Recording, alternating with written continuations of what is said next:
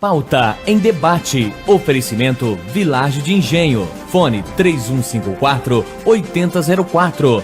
Bateria Impact e Construtora Prestes.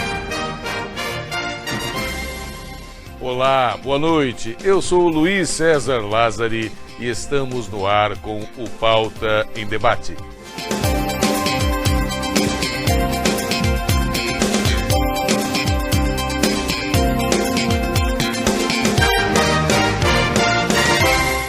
No Pauta em Debate desta noite, minha amiga, e para você também, meu amigo, vamos falar um pouquinho de comunicação. Como a comunicação é importante. Você, claro, está me vendo pelo canal de televisão, um veículo de comunicação, e nós começamos a conversa justamente por aí.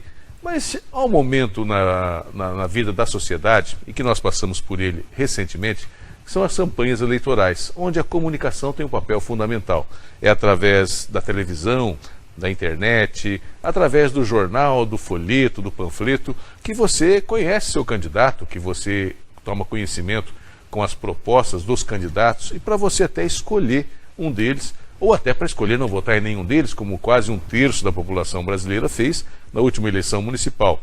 É também através da comunicação que você acaba vendo eleições em outros países, como você acompanhou a eleição norte-americana, onde a briga entre Donald Trump e Hillary Clinton, né, foi às raias da loucura, e o país todo ficou absolutamente dividido numa eleição presidencial. Para falar um pouquinho sobre essa importância de como que quem quer ser candidato também tem que se posicionar com relação à comunicação, está aqui conosco o jornalista Marcelino Medeiros Júnior, que é um expert em comunicação.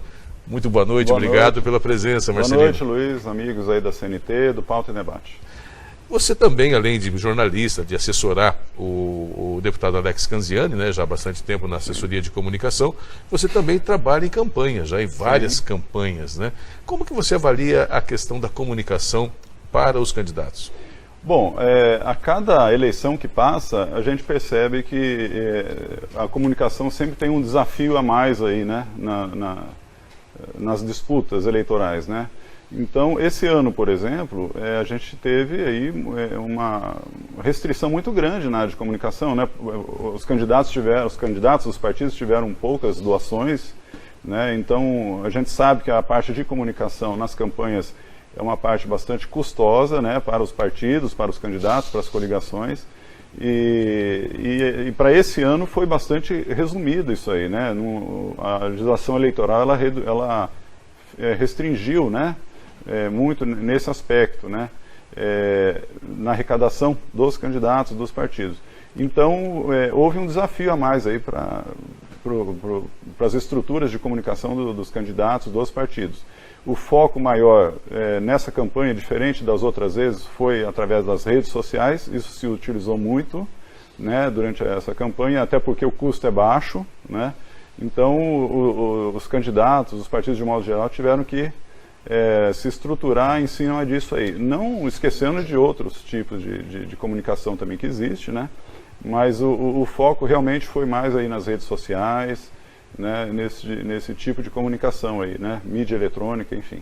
Né? Essa questão da reforma eleitoral que diminuiu o tamanho das campanhas, né, para 45 dias e limitou profundamente, de um lado, a arrecadação, como você falou, praticamente aí jogando quase a zero a questão da arrecadação para as campanhas, mas também de outro limitando gastos, né, dando limites para candidatos a vereador, candidatos a prefeito gastarem. E cada cidade teve aí um limite imposto, isso não foi discutido, foi imposto pelo Tribunal Superior Eleitoral, a partir de uma média que foi feita nos gastos das últimas eleições. As mídias sociais, nesse aspecto, você colocou que elas foram importantes, mas com essa nova legislação, a comunicação, inclusive as mídias sociais, ficou mais complicado chegar ao eleitor em tão curto espaço de tempo? Sem dúvida, né? Até porque a mídia eletrônica, as redes sociais, ela é uma coisa meio que nova ainda nas disputas eleitorais, né? Sim. Então foi assim também, esses 45 dias de campanha foi também 45 dias de aula também para a gente que trabalhou em campanha, para todo mundo, né? Porque a gente tinha que se virar para fazer material muitas vezes inédito, diferenciado dos candidatos. E a gente tinha só 45 dias para isso, né? Então, eu acho que é natural isso, né? Eu acho que nas próximas eleições essa questão vai estar mais evoluída, as pessoas vão estar mais experientes com esse tipo de coisa, e o eleitor também vai estar mais experiente. Ele vai buscar também esses canais esses novos canais de comunicação para se informar, se inteirar a respeito da política, né? A gente percebeu nessa última eleição que o próprio eleitor também não estava muito acostumado com, embora ele todo dia ele use ali o WhatsApp, Facebook, esse tipo de coisa, mas ele, na hora da campanha, procurar informações sobre os candidatos, ele não ia muito atrás desse tipo de coisa. Ele esperava mais ainda, tem aquela questão tradicional, né, as propagandas eleitorais na TV, no rádio. Então, apesar de ser pouco tempo ali, essas mídias tradicionais, mídias clássicas, né, elas ainda estão incutidas na cabeça das pessoas, né? Mas de qualquer forma tinha um movimento grande, assim, principalmente de assessores e correligionários que ficavam circulando nas redes sociais, né? A gente percebia que tinha equipes, né, de pessoas, de adversários que ficavam alimentando as coisas ali e mandava daqui para lá, de lá para cá, mas era um círculo meio que fechado. O eleitor mesmo, aquele que vai na urna e vota, não sei, viu, Luiz, se tinha tanta gente assim que ia lá para procurar informações ali. Eu acho que era mais no dia a dia, no corpo a corpo mesmo dos candidatos. Você deve ter percebido isso, né? Nessa eleição, os candidatos saíram mais para as ruas, né? Justamente porque não tinha muito o que fazer, né? Exatamente, né? Então, acho que isso aí pesou mais ainda nessa campanha.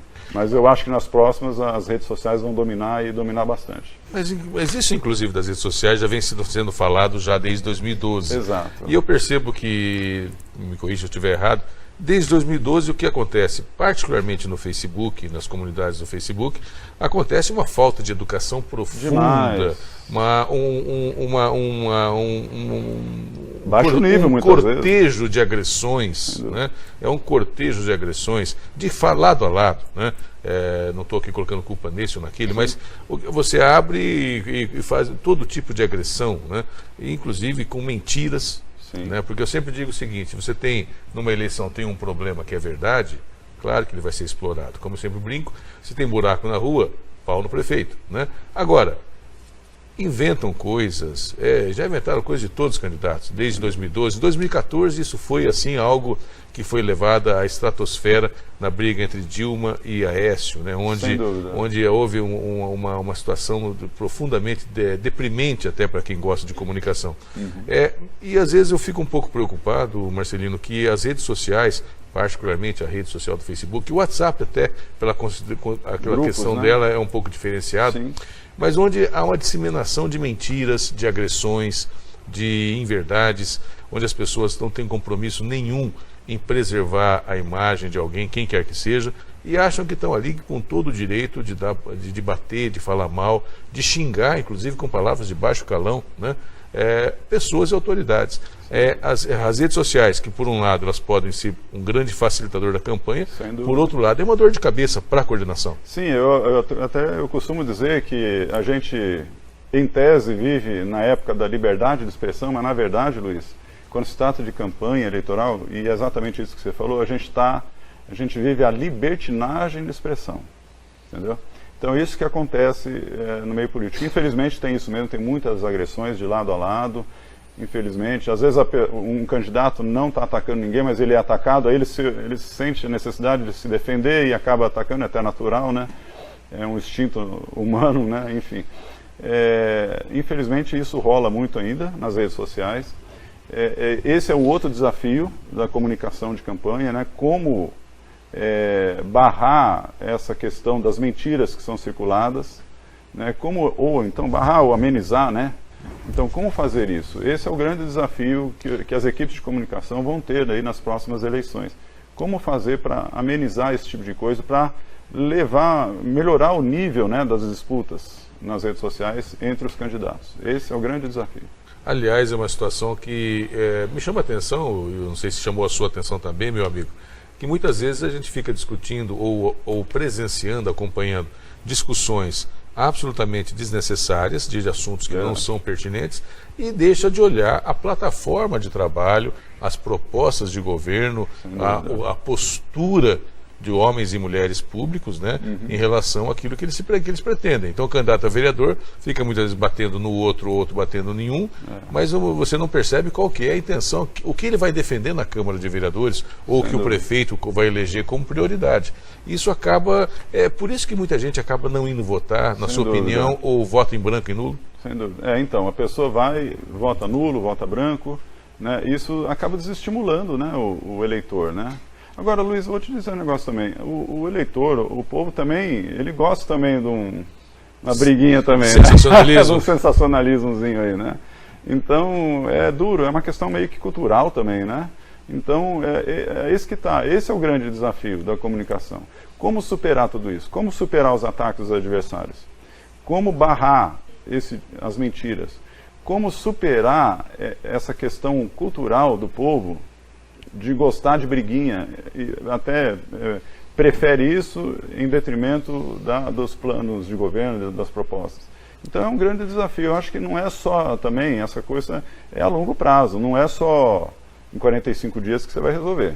Isso aí a gente tem que trabalhar ao longo do tempo, no dia a dia, né? Então é um grande desafio, né? Para a gente, para as pessoas que trabalham em assessorias de imprensa ou de comunicação de políticos ou de partidos, esse é o desafio do dia a dia, né? Tentar vencer, superar essa questão cultural das pessoas, né? Para olhar mais assim para os projetos, olhar mais assim para as pautas positivas, né? Que as candidaturas ou os políticos têm a oferecer e discutir aquilo, criticar aquelas coisas ali, mas criticar com consistência, né? Não ficar só debatendo coisas de baixo nível. Porque na verdade, assim, depois da eleição passa, as feridas ficam. E o vencedor governa, os perdedores vão para a oposição, como é o natural da democracia, mas a mágoa fica também, né? Fica, e é duro, né? É complicado mesmo. Mudando um pouquinho, Marcelino, você também, você fez o seu regime e está mantendo? Estamos mantendo, né? Faz uns 3, 4 anos, né, que eu fiz um regime pesado aí, né? E eu fiz tudo de forma natural, né? Eu tinha 134 quilos, fui para 80. Então foram 54 quilos aí que a gente eliminou, né? A gente não pode falar que perdeu 50, não, eliminamos. Você eliminou porque era desnecessário. E eu fiz um processo muito natural, sem médico, sem remédio, sem nutricionista, sem cirurgia bariátrica, né?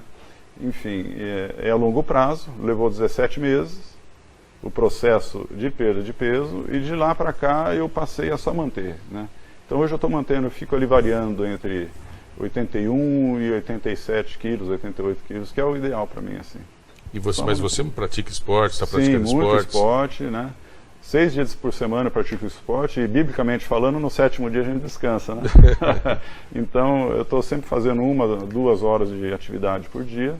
Horários alternativos, né? Um horário que a gente não está trabalhando, que não está em casa, então a gente faz. E eu gosto, viu, Luiz? Eu gosto. Eu não faço isso.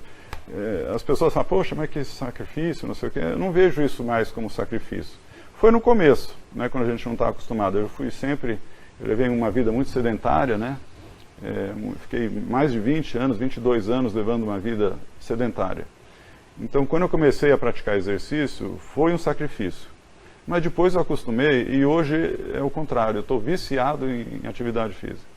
Eu não consigo, se eu passo um dia sem fazer, eu já passo mal, no outro dia eu fico com peso na consciência, entendeu? Então eu tenho que ir atrás, enfim, a gente tem que...